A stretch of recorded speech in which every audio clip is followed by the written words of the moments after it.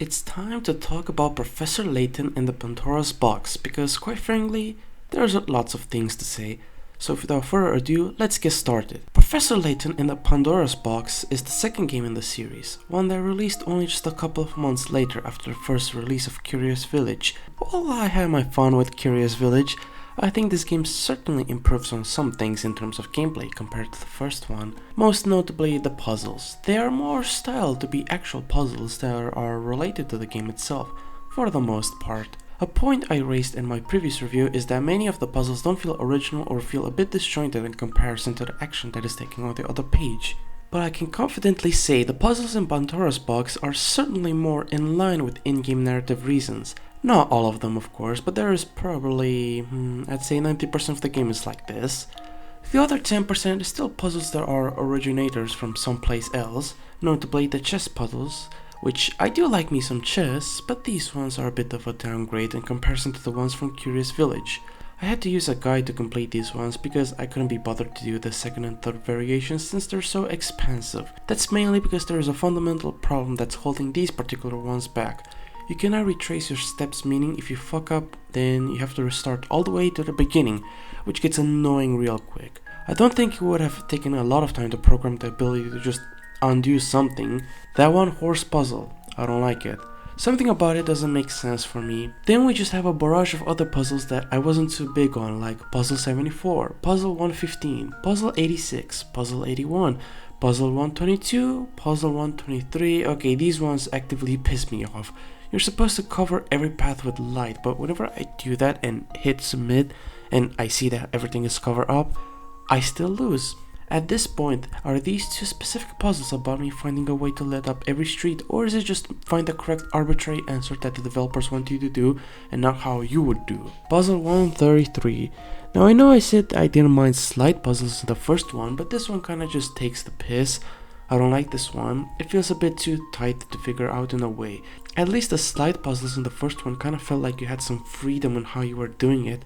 As long as you completed, that's what mattered. Not this time. It really does feel like the puzzles that normally would allow you some freedom in approaching them are the most rigid in their construct in comparison to everything else. Also, call me a nitpicker, but I don't like that I have to wait for the character's voice clip to fully play before I get to the option to try again. Like, it kinda just hurts the flow of the game in a way, and I don't see why they would put this wall in front of you since the first game never did this. I think we're gonna stop right there with this puzzle talk. I don't want to spend like an entire video talking about the puzzles, even if that's the main gameplay aspect of these games. They also have other things to talk about. So let's move on to other things, shall we? Well, for starters, I want to talk about the way the game is segmented. The way the game presents itself, if you would. I actually really like the way they segmented the game. While it does make narrative sense why the first game is entirely about the village, it did get tiring just traveling through the same old corridors that I have seen before and well already explored before. Not this time though, the game is fairly varied in terms of locations. We start with the visit of a teacher that's supposedly dead due to the Elysium box in an apartment, and then the next chapter we are in a train, which I find quite cool. Then we stop at a small country village, then we are back on the train, and finally we arrive at the main town where we are gonna spend our time for the rest of the game, and it's where the crux of everything takes place. I really like this. Makes each chapter feel distinct in a way, and also makes it fresh whenever you do start a new chapter. The Voluntary Express is a cool set piece. The idea of being in a train can yield some interesting shenanigans.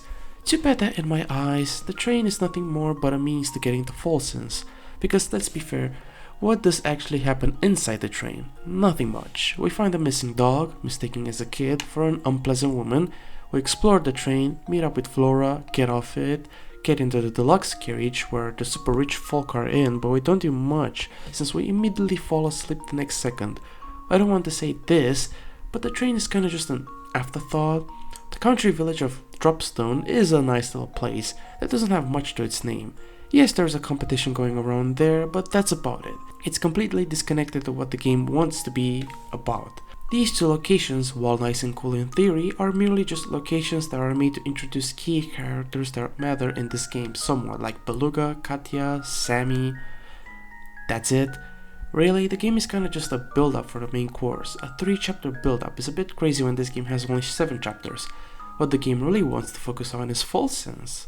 Folsense is a strange and surreal little town that's filling me with false sense on what I'm seeing here. The way the game presents this town creates this foreboding feeling. I like the usage of colors, and I also like how different the soundtrack becomes. You had more upbeat music playing in the background for the earlier chapters, but once you arrive in Folsense, there is such a dramatic mood change that might give someone whiplash. There is one song in the entire game that describes this feeling perfectly well. The History of the Village. A melancholic piece that weirdly awakens feelings of nostalgia while also feeling like you're lost in life. I think that's how I would put it. This is my favorite song in the entire game. The progression is simply sublime and perfect, and I like how it just sounds in general. Every single resident of Folsense is also simply strange in their own ways. I mean, Layton had some interesting looking NPCs before, but these guys kinda make me uneasy in a way. Many times I was like, man, can I hang out with that lovely woman that does cabaret stuff or whatever? Yes, I like Vera. Yes, I wish she wasn't a bare bones NPC. I also love how the townsfolk, at least the few that talk about this, are afraid of the alleged vampire that lives in the castle. Vampire? Oh fuck yeah, I want vampire action! Also, before I forget about this, I just want to point out how the game feels the need to communicate to the player again about what's happening, and game, I'm not a goblin who doesn't know what a letter is, thank you very much. Can you take these prompts and delete them from the game? They kinda just hurt the flow of the scene and outright kills any momentum a certain scene may have had otherwise. I'm basically saying the player is already playing a game where they have to use their brain for something. I think it's safe to say that the player is already capable of understanding what is happening. Media literacy isn't that fucking dead. Well, I guess it's time to discuss some characters in this game. For starters, Professor Layton and Luke, and I guess pretty much every major character in this game got some brand new shiny sprites that look so much better than before. Curious Village kinda feels like it's stuck in some beta version now that I look back at it. These look so good. Well, there's a sprite for Luke that kinda looks strange for me, but besides that, no notes here, just some good job done by the artists. Two characters from the first game that I actually liked also return in this game. Don Paulo and Flora. And I have never felt this weirded out by a character usage in any story. So basically Flora sneaks up on Layton and Luke, which, why? Then Flora gets abducted and no one notices it until like we are already knee deep into Folsense. Like, what? Don Paulo, my god, kidnapped Flora and hid her in Dropstone, and then throughout the entire game he is disguised as Flora, which was like a level 0 plot twist. The game wasn't being subtle about it. I also love how Don Paulo is in this game and his big moment hits like a wet noodle. It's the most pointless shit I've ever seen. Like, okay, first of all, I refuse to believe this man managed to disguise himself as Flora of all people, and second, why is he in this game if it doesn't matter?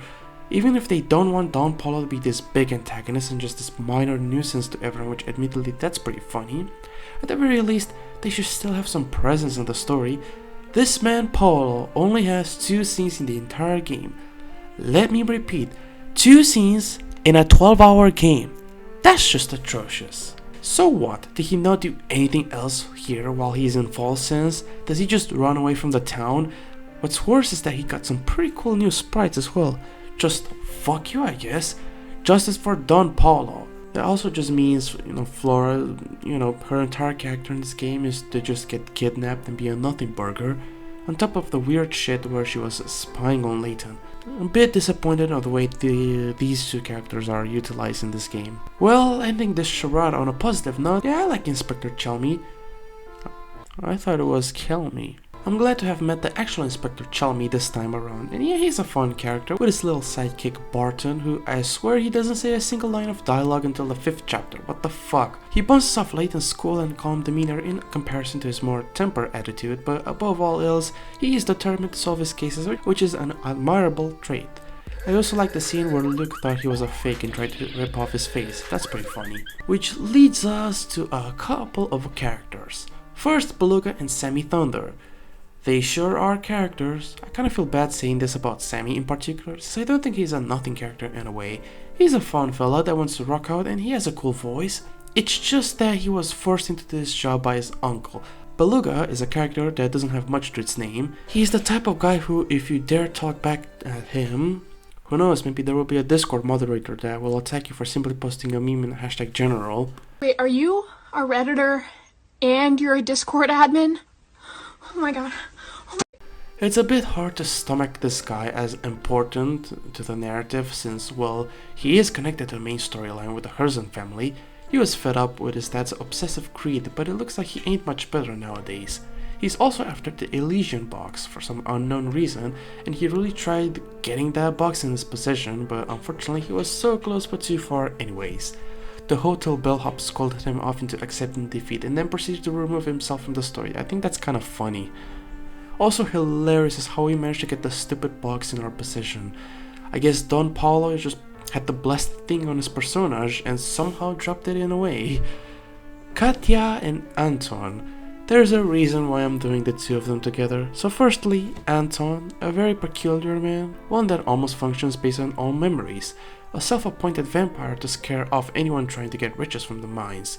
He has a cool design, and I especially like his voice and by extension his voice acting. His voice sounds a little bit raspy in a way, but also fairly deep and ominous at the start. I also love the confrontation he has with Layton, where they just go off in a sword fight, and seeing this man, Layton here, handle himself in a freaking sword fight. Pretty peak, not gonna lie. I clapped, it was very awesome sauce. My monkey brain liked what it was seeing. Katia is a lady from Dropstone who is also determined to find the Elysian box until she decides not to, and kind of just appears and disappears in the story until she is suddenly at the castle as well.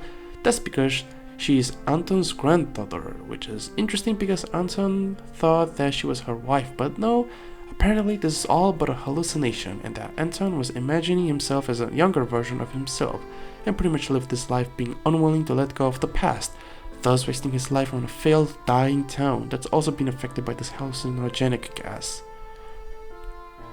What? I mean, I'm down for this twist. I feel like this can still make sense, but at the same time, never mind the fact that the explanation Layton gives is obviously incomplete to high heavens, but the same hallucinatory gas giving up the same illusion for everyone else, that's the part I'm struggling with. I also don't know how we even got rid of the illusion. Was the castle crumbling down just blocked off the gas under the rubble?